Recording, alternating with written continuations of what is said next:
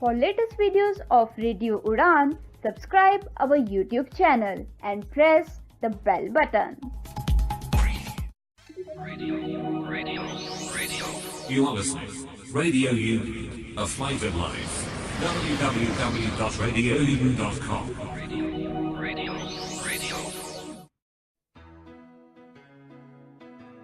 A very good evening, नमस्ते, सत श्री अकाल एंड हाय दोस्तों, मैं हूँ आपकी दोस्त दिव्या शर्मा और ये है आपका show vocabulary dose, a show to enhance your English vocabulary. तो दोस्तों, आज इस 92nd एपिसोड में we are going to talk about phrases, proverbs and idioms. जी हाँ, बहुत हफ्तों से या यूं कहूँ कुछ महीनों से ही हम बात कर रहे हैं फ्रेजेस, प्रोवर्ब्स एंड इडियम्स की। बहुत से हंड्रेड्स ऑफ फ्रेजेस की हमने बात की है और आज भी हम 16 फ्रेजेस की बिल्कुल बात करेंगे। तो दोस्तों, बिल्कुल अपनी डायरी, नोटपैड या जहां भी आप नोट करते हैं ये वर्ड्स, फ्रेजेस खोल लीजिए, because this learning session is going to begin in a few seconds. तो जल्दी से अपने स्काइप आईडी भी खोल लीजिए। हमारी स्काइप आईडी है रेडियो उड़ान, RADIOUDAAN। तो कोई भी क्वेरी है, क्वेश्चन है, डाउट है, व्यू है, फीडबैक है, साथ के साथ आप बिल्कुल भेजिएगा। तो चलिए फिर शुरुआत करते हैं इस लर्निंग सेशन की। Happy listening, happy learning, stay tuned.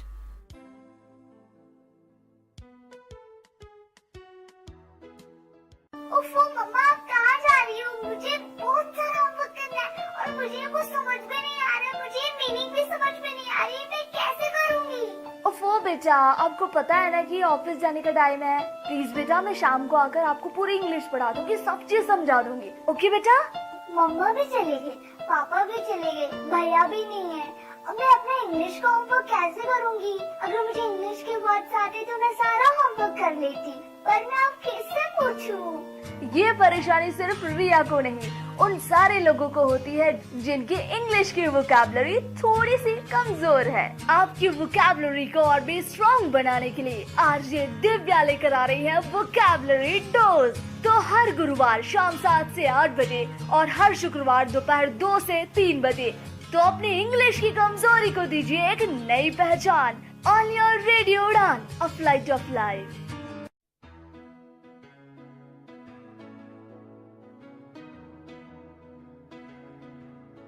So now we are in the very first segment of this 92nd episode of Vocabulary Dose। तो चलिए, आज जैसे हमने बात की, हम बात करेंगे फ्रेजेस, प्रोवर्ब्स और इडियम्स की। जी हाँ, 16 फ्रेजेस। तो चलिए बिल्कुल भी देरी न करते हुए कदम बढ़ाते हैं फर्स्ट फ्रेज की तरफ। The first phrase for the evening is come off. Come off. COME, come off. OFF, off. Come off. यानी कि to take place। एक सेंटेंस बना लेते हैं, आपको बिल्कुल समझ आ जाएगा। This was a bold experiment which did not come off। मतलब ये एक बहुत ही उम्दा, बहुत ही ज्यादा करेज वाला एक मूव था, मतलब एक बहुत बड़ा हमने स्टेप उठाया था, पर वो सक्सेसफुल नहीं रहा। So it did not come off। तो when something comes off, that means it got accomplished या successful, but if it does not come off, it means it was unsuccessful। तो to take place, come off mean to take place successfully। तो चलिए, the second phrase for the evening is cry down। Cry down, CRY, cry down, DOWN, down। Cry down यानी कि to make little of, मतलब किसी को कम दिखाना, किसी को बिलिटल करना, किसी को नीचा दिखाना कि वो तो कुछ भी नहीं है। तो that means you are crying it down. जैसे his success can not be cried down by anyone, मतलब जो उसने जीत हासिल की है, जितना मर्जी मजाक उड़ा लो, ये चीज कम नहीं की जा सकती। जो उसने जीत हासिल की है वो तो की ही है, तुम्हारे कहने से वो कम नहीं हो जाएगी। So his success can not be cried down by anyone. So cry down यानी कि to make little of या to belittle something। तो चलिए, the third phrase for the evening is cry out against। Cry out against, CRY, cry out, OUT, out, against, AGAINST, against, cry out against यानी कि to complain loudly against something और someone, मतलब किसी के against आप जोर जोर की चीख के कंप्लेन कर रहे हैं कि आप उससे अलग हैं, अगेंस्ट हैं, वो चीज ठीक नहीं हो रही, तो it means you are crying out against. जैसे the staff cried out against the new policies of the office, मतलब जो ऑफिस में नई पॉलिसीज लाए हैं उनके विरुद्ध जो स्टाफ था उन्होंने मतलब बिल्कुल बोलना शुरू कर दिया, चीखना शुरू कर दिया. So the staff cried out against the new policies of the office. तो चलिए, the fourth phrase for the evening is cut out. Cut out, CUT cut out, OUT out. इसके कई मीनिंग हो सकते हैं, पर जो हम मीनिंग ले रहे हैं वो है कट आउट फॉर समवन और समथिंग, यानी कि to run hurriedly toward someone और समथिंग, तेजी से किसी की तरफ भागना. तो that means to cut out. जैसे एट द लास्ट मिनट ही cut out for the gate which was closing very fast. मतलब बिल्कुल गेट बंद होने ही वाला था, तो एन मौके पे वो बहुत तेजी से भागा गेट की तरफ. So at the last moment ही cut off for the gate which was closing very fast. या फिर the child cut out for his mother who has come to school to pick him. मतलब छोटा बच्चा अपनी माँ को देख के तेजी से उनकी तरफ भागा. सो ही cut out for his mother. So to cut out for someone means to hurriedly go towards them.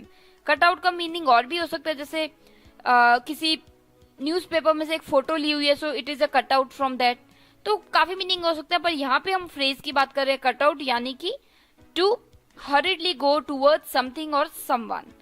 तो I hope I have made myself clear here, but if you have any doubts, you can always ask. तो चलिए, अभी ये हो गए 4 phrases. ले लेते हैं छोटा सा रिकैप आपकी कन्वीनियंस के लिए.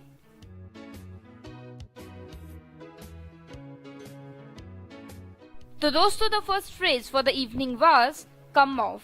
कम of, COME come of, OFF of, come of, यानी कि टू टेक प्लेस.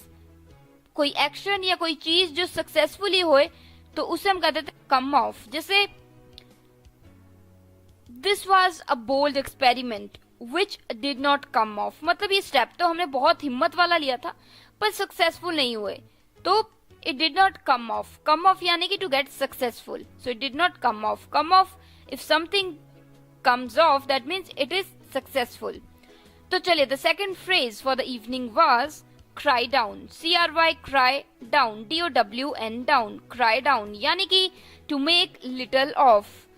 मतलब जब आप किसी चीज को कम दिखाते हैं कि हाँ ये तो कुछ भी नहीं है, ये तो ये है, ये तो वो, उसे नीचा करने की कोशिश करते हैं, that means you are crying it down. जैसे his success can not be cried down by anyone. मतलब जो उसने सक्सेस, जीत हासिल की है, चाहे जो मर्जी कुछ भी कोई भी कह दे, वो नीची या कम नहीं की जा सकती. जीत तो जीती है. So his success can not be cried down bye anybody. तो चलिए, the third phrase for the evening was cry out against. Cry out against. CRY, cry out, OUT out, against, AGAINST against. Cry down against यानी कि to complain loudly against something or someone or a situation. किसी व्यक्ति, चीज या हालात के against आप बोलें, जोर जोर की चीखें, तो that means you are crying out against it. जैसे the staff cried out against the new policies of the office. The staff cried out against the new policies of the office. तो चलिए, the fourth phrase for the evening was cut out. Cut out, CUT cut out, OUT out, cut out यानी कि cut out for someone or something, यानी कि to run hurriedly towards someone or something. किसी चीज की तरफ तेजी से भागना, that means you are cutting out for it. जैसे at the last moment he cut out for the gate which was closing fast.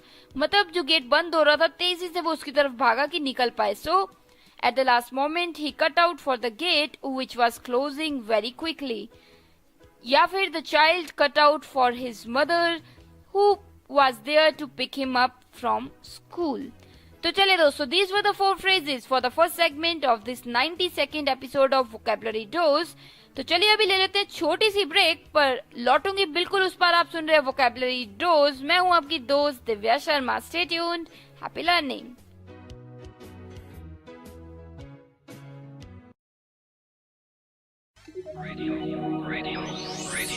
You are listening. Radio Udaan, a flight of life. www.radioudaan.com.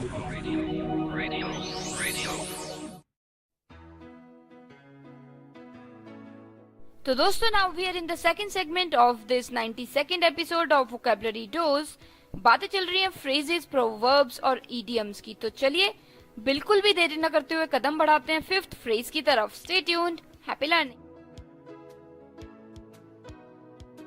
The fifth phrase for the evening is drop in. Drop in. D-R-O-P, drop in, I-N-N, drop in, यानी कि to visit casually. जब आप casually visit करते हैं तो that means drop in. जैसे I would certainly drop in your place while returning from market. मतलब मैं बिल्कुल तुम्हारे घर बिल्कुल आऊंगा जब मैं मार्केट से वापस आ रहा हूँ. So I'll definitely drop in your place while returning from market. So when you say someone to drop in, that means you are telling them to casually pay a visit to your house. मतलब जब आप किसी को drop in कह रहे हैं तो आप कह रहे हैं कि आप घर आओ कभी casually, मतलब invite नहीं कर रहे, आप कह रहे हो कि हाँ आप जब भी आओ आते जाते चक्कर लगाओ. So drop in someday या drop in this weekend. तो drop in this weekend या फिर drop in someday. So किसी दिन आओ, तो इस तरीके से. तो दोस्तों sixth phrase for the evening is go down. Go down, G-O, go down, D-O-W-N, down, go down. दोस्तों वैसे तो आमतौर पे इसका मीनिंग होता है नीचे जाना, गो डाउन. जैसे I'll go down to fetch milk, I go down to get bottle of milk from the fridge. But यहाँ पे हम फ्रेज की बात कर रहे हैं गो डाउन, जिसका मतलब है टू बी एक्सेप्टेड या बी रिकॉर्डेड और रिमेम्बर्ड इन अ पर्टिकुलर वे. मतलब कोई चीज जिसको संभाल के याद रखा जाए आने वाले समय में, या वो बिल्कुल छप जाए पन्नों में पास्ट के, तो तब हम उसे कह देते हैं गो डाउन. जैसे this sentence will make it very clear for you. एक एग्जाम्पल ले लेते हैं. His name will go down in history. मतलब वो ऐसे काम किए उसने कि उसका नाम जो है हिस्ट्री में हमेशा याद रखा जाएगा. जब भी आने वाले समय में उसका नाम याद रहेगा कि हिस्ट्री में एक व्यक्ति ये भी था. So his name will go down in history. That means his name will be remembered in the times to come. तो go down यहाँ पे नीचे जाना नहीं हुआ, यहाँ पे हुआ to be accepted, be recorded or remembered in a particular way. So go down यानी कि his name will go down in history. तो दोस्तों seventh phrase for the evening is tight spot. Tight spot.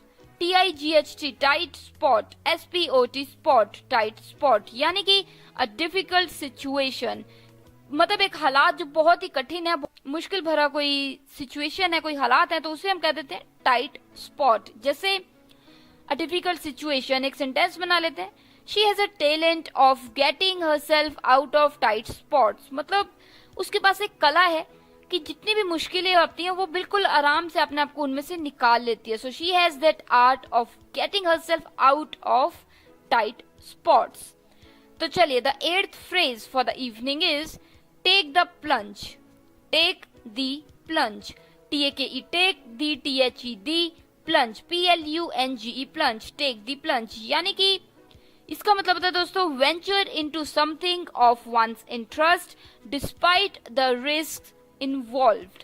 मतलब कोई व्यक्ति अपने interest या जो उसको शौक है उसके हिसाब से किसी चीज में पार्टिसिपेट करता है या किसी चीज के लिए आगे कदम बढ़ाता है जिसमें रिस्क भी बहुत है, तो it means he is taking the plunge. मतलब अपनी इच्छा अनुसार किसी चीज में आप कदम बढ़ाते हैं जिसमें रिस्क भी है, तो it's like taking the plunge. जैसे she wondered whether to enter for the race but decided to take the plunge. मतलब उसने सोचा कि रेस में भाग लूं कि ना लूं, पर फिर भी ले लिया. So she took the plunge या she decided to take the plunge. उसने डिसीजन लिया कि वो ये रिस्क लेगी. So she decided to take the plunge. To take the plunge यानी कि venture into something of one's interest despite of the risk involved. तो चलिए the ninth phrase for the evening is take a nose dive. Take a nose dive. T-A-K-E, take a nose dive. N-O-S-E-D-I-V-E, nose dive. Take a nose dive. यानी कि rapid drop or decrease in value. Rapid drop or decrease in value. मतलब जब किसी चीज में नीचे आए कोई चीज, चाहे वो फाइनेंशियल कंडीशंस हो या कोई चीज हो, ऑब्जेक्ट हो, तो तब आप कह सकते हैं it's taking a nose dive. जैसे The flight took a nose dive all the passengers were horrified for a minute, मतलब एकदम से जो प्लेन था, एरोप्लेन था, फ्लाइट थी, वो एकदम से नीचे को जाने लगी. सो जितने भी पैसेंजर थे वो घबरा गए. So the flight took a nose dive. All the passengers were horrified for a minute. तो दोस्तों, I hope I have made my self clear here. कोई डाउट्स हैं आप कभी भी पूछ सकते हैं. अभी के लिए जल्दी से ले लेते हैं एक रिकैप आपकी ईज के लिए. तो चलिए दोस्तों, the sixth phrase for the evening was go down. Go down, GO, go down, DOWN, down, go down, यानी कि to be accepted, be recorded और remembered in a particular way. इसका मतलब होता है कि जब आपका नाम छप जाए, मतलब आप मानते हो आपके नाम को, पास्ट में आपका नाम छप जाए, तो इट मीन्स गो डाउन. जैसे सेंटेंस बनाया था हमने, his name will go down in history, मतलब उसका नाम लिया जाएगा, याद रखा जाएगा कि हिस्ट्री में कोई ऐसा व्यक्ति भी था. तो चलिए, the seventh phrase for the evening was tight spot. Tight spot, TIGHT, tight spot, SPOT, spot, tight spot, यानी कि अ डिफिकल्ट सिचुएशन, एक ऐसा हालात जिसमें बहुत कठिनाई है. So it means tight spot. जैसे she has a talent of getting herself out of tight spots, मतलब उसके पास एक कला है कि वो अपने आप को मुश्किल हालातों से बाहर निकाल लेती है. So she has a talent of getting herself out of tight spots. तो चलिए, the eighth phrase for the evening was take the plunge. Take the plunge, TAKE, take the, THED, plunge, PLUNGE, plunge, take the plunge, यानी कि venture into something of one's interest despite of the risk involved, मतलब कोई ऐसी चीज में हिस्सा लेना या किसी की तरफ कदम बढ़ाना जो आपके इंटरेस्ट की है पर उसमें रिस्क, खतरा भी है. So it's like taking the plunge. Example ले लेते हैं. She wondered whether to enter for race but decided to take the plunge, मतलब वो सोच रही थी कि लूं रेस में भाग कि ना लूं, पर फिर बाद में उसने निर्णय लिया, डिसीजन लिया कि वो भाग लेगी. So she took the decision to take the plunge. Take the plunge, I hope आपको समझ आ गया. तो चलिए, the ninth phrase for the evening was take a nose dive. Take a nose dive, TAKE, take a nose dive, NOSEDIVE, nose dive, यानी कि rapid drop और decrease in value, मतलब एकदम से आपको कोई अंदाजा ही नहीं है, एकदम से कोई चीज नीचे को जाने लगे, तो it's like take a nose dive. जैसे the flight took a nose dive, all the passengers were horrified for a minute, मतलब जब सपोज आप एरोप्लेन में जा रहे हैं और एकदम से एरोप्लेन नीचे की तरफ जाने लगे तो आप बिल्कुल घबरा ही जाएंगे. सो it's like a nose dive. तो दोस्तों, these were the 4 phrases for the second segment of this episode. Let me take a quick break and I'll be right back. सुन रहे हैं आप Vocabulary Dose. मैं हूँ आपकी दोस्त Divya Sharma. Stay tuned. Happy learning.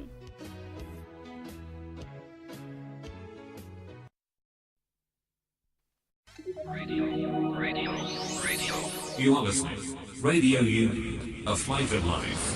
www.radioudaan.com.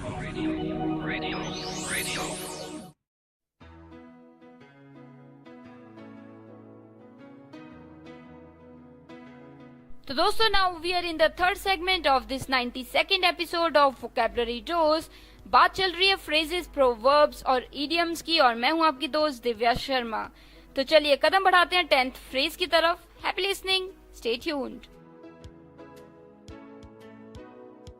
The 10th phrase for the evening is think the world of. Think the world of. THINK. Think the, THED, world, WORLD, world of, OF, of. Think the world of, यानी कि admire someone very much. जब आप किसी व्यक्ति को बहुत मानते हैं, दिल दिमाग से बहुत उसे चाहते हैं, उसकी रिस्पेक्ट करते हैं, that means think the world of. एक सेंटेंस बनाते हैं, आपको क्लियर हो जाएगा. I thought the world of my sister, मतलब मेरे लिए, मतलब मेरी बहन, मैं उसे बहुत मानता हूँ या मानती हूँ. सो it's like I thought the world of my sister. So when you use that, I think the world of my father, my mother, my sister, my brother और माई मेंटर, फलाना फलाना एंड फलाना, that means you admire them a lot. A lot means a lot. So think the world of means admire someone very much. I thought the world of my sister. तो चलिए the 11th phrase for this evening is wrap one's brain around. Wrap one's brain around. WRAP, wrap one's ONE''s one's brain, BRAIN, brain, around, AROUND, around. Wrap one's brain around यानी कि concentrate on something to understand. जब आप किसी चीज पे पूरा अपना ध्यान लगा रहे हैं, कंसंट्रेशन लगा रहे हैं, फोकस कर रहे हैं ताकि आपको वो चीज समझ आ जाए, that means you are wrapping your brain around it. जैसे एक एग्जांपल ले लेते हैं दोस्तों. I wrapped my brain around this concept but all in vain. मतलब मैंने पूरा फोकस, पूरी कंसंट्रेशन लगाई इस कॉन्सेप्ट पे, पर कुछ फायदा नहीं हुआ, मुझे समझ ही नहीं आया कुछ. सो फ्रेज है रैप वन ब्रेन अराउंड. जब आप कोई चीज पे पूरा ध्यान लगा रहे हैं ताकि आपको वो समझ आ जाए, it means you are wrapping your brain around it. So concentrate on something to understand. I wrapped my brain around this concept but all in vain. तो दोस्तों the 12th phrase for the evening is a fidus achates. A fidus achates. ये थोड़ा सा difficult phrase है पर आना चाहिए. So a fidus achates. A fidus, FIDUS, fidus achates. ACHATES, achates. A fidus achates. दोस्तों इस phrase का मतलब है a faithful friend or a devoted follower. कोई बहुत अच्छा आपका दोस्त है जिसपे आप पूरा विश्वास कर सकते हैं, या फिर जो आपको बहुत फॉलो करता है. तो इट्स लाइक ही और शी इज योर फाइडस अचेट्स. जैसे accompanied by 3 guides and his fidus achates, Rohan set out. मतलब 3 गार्ड्स के साथ और साथ में अपना जो बहुत अच्छा फॉलोअर है, फ्रेंड है, फाइडस अचेट्स, रोहन ने बाहर को, मतलब अपनी जो बाहर को निकला, मतलब वो उसने स्टार्ट किया अपनी जर्नी. तो मतलब या कोई निकल रहा है, जाने लगा है, तो वो 3 गार्ड्स के साथ और एक बहुत ही अच्छे अपने फॉलोअर या फ्रेंड के साथ गया. So he was accompanied by 3 guides and fidus अचेट्स.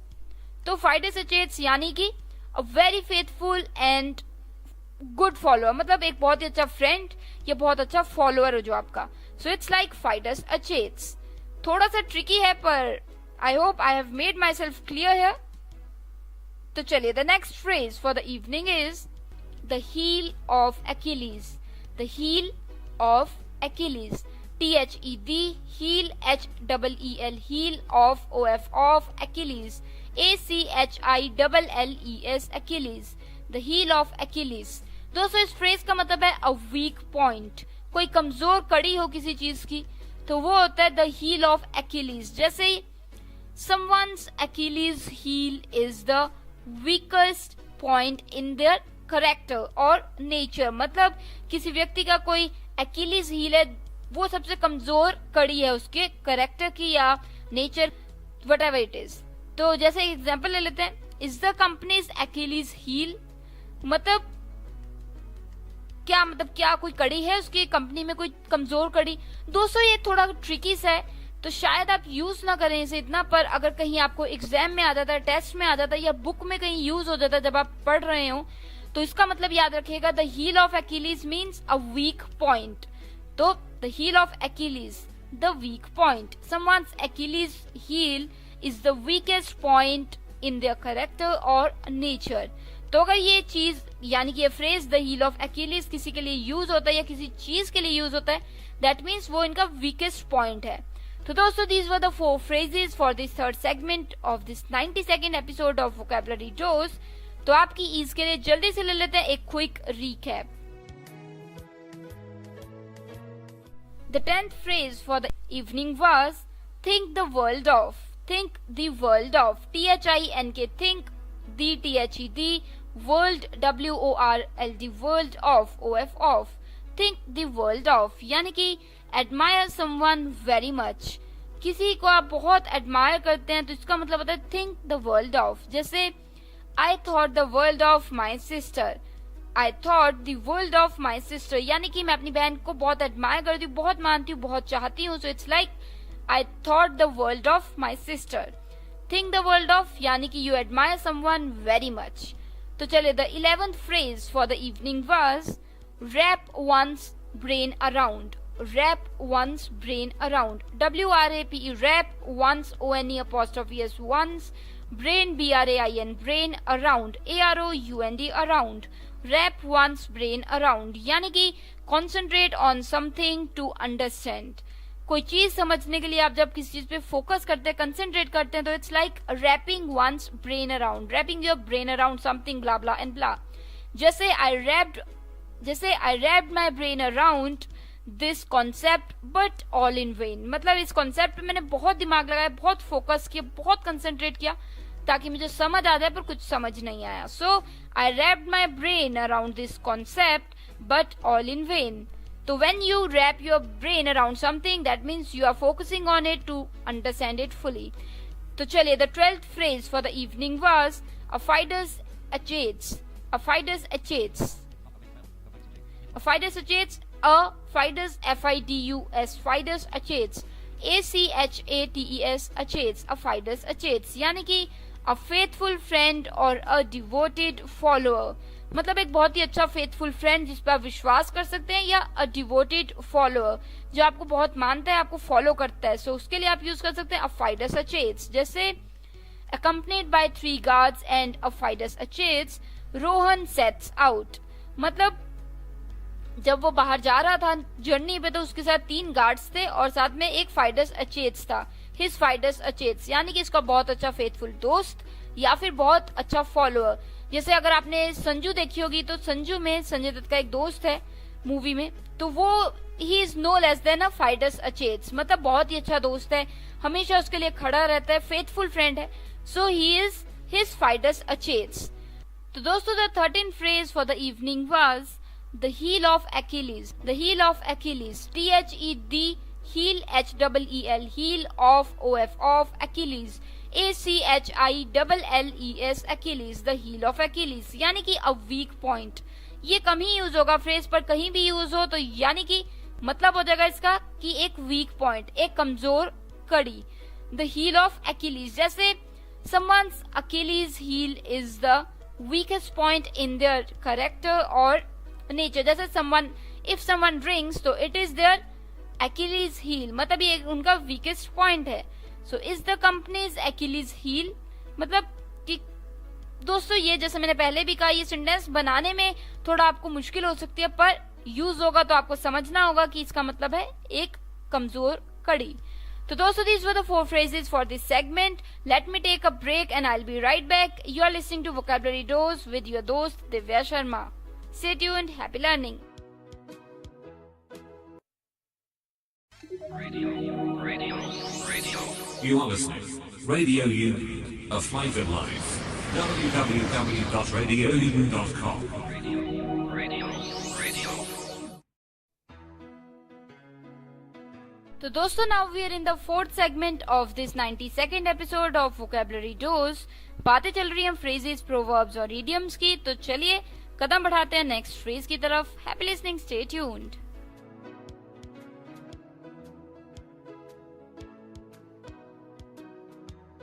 दोस्तों, 14th phrase for the evening is an adinus. A-N-N, adinus. A-D-O-N-I-S, adinus.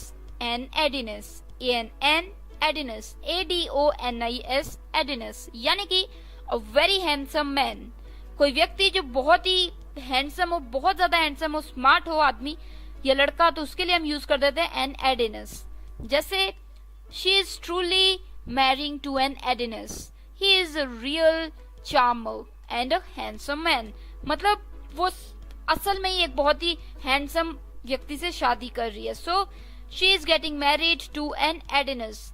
जब भी ये वर्ड यूज होता है दोस्तों किसी व्यक्ति के लिए, तो एन एडिनस यानी कि अ हैंडसम मैन, बहुत ही हैंडसम मैन, बहुत ही स्मार्ट मैन, अच्छा दिखने वाला व्यक्ति. सो एन एडिनस. A-N-N, एडिनस. A-D-O-N-I-S, एडिनस. तो चलिए, the 15th phrase for the evening is to stand aloof. To stand aloof. T-O-2, stand, S-T-A-N-D, stand, aloof. A-L-O-O-F, aloof. To stand aloof. यानी कि to keep to oneself and not mix with others. कोई व्यक्ति अगर अपने आप में ही रहता है, ज्यादा मिलता जुलता नहीं है, लोगों में घुलता नहीं है, तो it's like to stand aloof. जैसे Rohan often stands aloof. he rarely talk to people or participate in any activities. मतलब Rohan often stands aloof. He rarely talk to people or participate in different activities. मतलब रोहन अपने आप को हमेशा अलग ही रखता है, बहुत कम लोगों से बात करता है, बहुत कम पार्टिसिपेट करता है एक्टिविटीज में. सो इफ अ पर्सन, तो दोस्तों if a person stands aloof, that means he intentionally stays away from people, talks less or simply never take part in activities. So to stand aloof यानी कि दूर दूर रहना. तो चलिए the 16th and the last phrase for the evening is an Apollo. An Apollo. A-N-N Apollo. A-P-O-L-L-O Apollo. An Apollo. A-N-N Apollo. A-P-O-L-L-O Apollo. दोस्तों an Apollo का मतलब है a man with perfect physique. मतलब कोई देखने में जिसकी body बहुत अच्छी हो, बहुत ही हैंडसम हो, तो वो होता है एन अपोलो. और कोई व्यक्ति है जिसकी फिजिक बहुत अच्छी है, फिजिक यानी कि बॉडी बहुत अच्छी है, तो उसके लिए आप यूज कर सकते हैं he is truly an Apollo. जैसे he is so handsome and really an Apollo. Anybody would say yes to marry him. मतलब anybody will be ready to marry him. मतलब वो इतना हैंडसम है और देखने में उसकी बॉडी इतनी अच्छी है, बॉडी शॉडी. So it's like he is an Apollo and anybody would say yes to marry him. So an Apollo यानी कि जिसकी फिजिक लड़के की, आदमी की अच्छी हो, स्मार्ट हो. तो यहाँ पे एन अपोलो यानी कि जिसकी फिजिक अट्रैक्टिव हो, अच्छी हो. तो दोस्तों these were the phrases for this segment. Let me take a quick recap. तो 14th फ्रेज था an Adonis. A-N-N Adonis. A-D-O-N-I-S Adonis. A-N-N Adonis. A-D-O-N-I-S Adonis. An Adonis यानी कि a very handsome man. कोई व्यक्ति जो बहुत handsome हो तो उसके लिए वर्ड यूज होता है an Adonis. जैसे she is truly marrying to an Adonis. He is a real character and a handsome man. मतलब वो सही में वो एक बहुत ही अच्छे व्यक्ति से शादी कर रही है, वो बहुत ही अच्छा उसका कैरेक्टर है और बहुत ही वो हैंडसम है. So he is an Adonis. A-D-O-N-I-S Adonis. An Adonis यानी कि वेरी वेरी हैंडसम मैन. तो चलिए the 15th phrase for the evening was to stand aloof. To stand aloof. T-O-2 stand, S-T-A-N-D stand, aloof, A-L-O-O-F aloof. To stand aloof यानी कि to keep to oneself and not mix with others. मतलब कोई बात अपने तक रखना और लोगों से शेयर ना करना, या फिर इसका मतलब होता है कि अपने आप में ही रहना और लोगों से कम मिलना जुलना, कम बातें करना, कम लोगों में घुलना मिलना. तो ये होता है टू स्टैंड अलूफ. जैसे Rohan often stands aloof. He rarely talks to people or participates in any activities. मतलब रोहन हमेशा अलग ही रहता है, वो बहुत कम लोगों से बात करता है और बहुत ही कम किसी एक्टिविटी में पार्टिसिपेट करता है. So he stands aloof. तो चलिए the 16th and the last phrase for the evening was an Apollo. An Apollo. A-N-N Apollo. A-P-O-L-L-O Apollo. An Apollo यानी कि a man with perfect physique. कोई व्यक्ति जो देखने बेहद खूबसूरत हो, यानी कि फिजिक वाइज, बॉडी वाइज बहुत अच्छी बॉडी शॉडी बनी हो, तो इट्स लाइक एन अपोलो. जैसे he is so handsome and really an Apollo. Anybody would say yes to marry him. मतलब वो बहुत ही हैंडसम है और बहुत ही ज्यादा अच्छी उसकी फिजिक है, तो कोई भी उसको हाँ कह देगा शादी के लिए. सो ही इज एन अपोलो. तो दोस्तों these were the phrases for this segment. Let me take a break and I'll be right back with the last segment of this episode. थोड़ी बहुत बातें करना भी बाकी है मेरे दोस्त, तो बिल्कुल बने रहिए. एक छोटी सी ब्रेक के तुरंत उस पर मिलती हूँ मैं दिव्या शर्मा आपके शो के साथ vocabulary dose.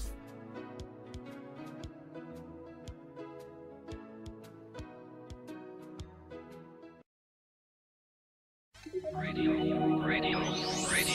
You are listening. Radio Udaan, a flavored life. www.radioudaan.com. Radio. तो दोस्तों now we are in the last segment of this 92nd episode of Vocabulary Dose. तो आज के शो में हमने फिर से बात की फ्रेजेस, प्रोवर्ब्स और idioms की. 16 फ्रेजेस हमने कवर किए और मुझे उम्मीद है कि आपको समझ आए होंगे. I have tried my best to make you understand, but जी हाँ बिल्कुल, अगर कोई डाउट्स है, क्वेश्चंस है, क्यूरीज है, जरूर पूछिए मुझसे। आप पूछने के लिए हमारी वेबसाइट पे जा सकते हैं www.radioudaan.com। ट्विटर पे हमारा हैंडल है रेडियो उड़ान के नाम से। स्काइप आईडी पे हमारा स्काइप आईडी है RADIOUDAAN। साथ ही मेरा यानी कि आपकी होस्ट दिव्या शर्मा का जो स्काइप आईडी है, पर्सनल स्काइप आईडी है, वो है Divya31S DIVYA31S। तो वहां भी आप अपने क्वेश्चंस, डाउट्स या फीडबैक बिल्कुल दे सकते हैं इस शो के लिए। तो दोस्तों मेल भी कर सकते हैं आप हमें, mail@radioudaan.com। फेसबुक पे पेज है, वहां पे बिल्कुल शेयर कीजिए अपने व्यूज। पेज का URL है www.facebook.com/radioudaan। और इंस्टाग्राम पे भी आप रेडियो उड़ान @radioudaan के नाम से हमें ढूंढ सकते हैं। तो दोस्तों जितने भी ये एपिसोड्स हैं इस शो के, वो बिल्कुल आप यूट्यूब के चैनल पे पा सकते हैं।